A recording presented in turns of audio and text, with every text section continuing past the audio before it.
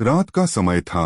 अली अपनी कार में एक सुनसान हाईवे पर सफर कर रहा था। घड़ी रात के 2 बजा रही थी और चारों तरफ सिर्फ वीरानी थी। अचानक गाड़ी ने झटका खाया और इंजन बंद हो गया। अली ने कई बार चाबी घुमाई, लेकिन गाड़ी स्टार्ट नहीं हुई। मोबाइल का सिग्नल भी गायब था और वह बेबसी से इधर-उधर देखने लगा। कुछ दूर धुंध में एक हल्की रोशनी दिखाई दी। वह सोचने लगा कि शायद कोई पेट्रोल पंप या ढाबा हो। ज्यादा सोचे बिना वह पैदल ही उस रोशनी की ओर बढ़ने लगा। जैसे जैसे वह करीब पहुंचा, एक पुराना सा ढाबा नजर आया, जिसका साइन बोर्ड जंग लगा हुआ था। अंदर धीमी रोशनी जल रही थी और बाहर एक पुरानी लालटेन लटकी थी जो हल्की हवा में झूल रही थी। अली ने दरवाजा धकेला और अंदर दाखिल हुआ। जगह काफी पुरानी लग रही थी। लकड़ी की मेजें और बेंच धूल से भरी हुई थीं। काउंटर के पीछे एक बुजुर्ग आदमी खड़ा था, जिसकी आंखें अजीब लग रही थीं,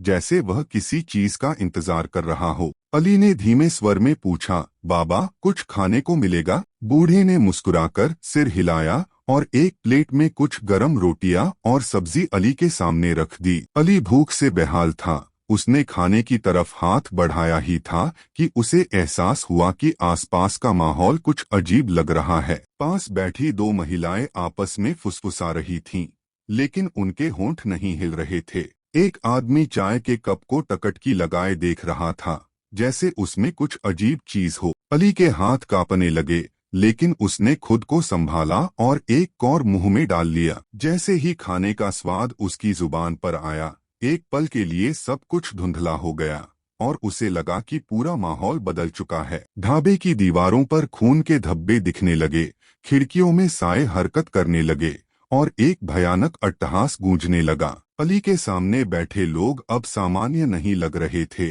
उनकी आंखें काली हो चुकी थीं और उनके चेहरे धीरे धीरे सड़ने लगे थे।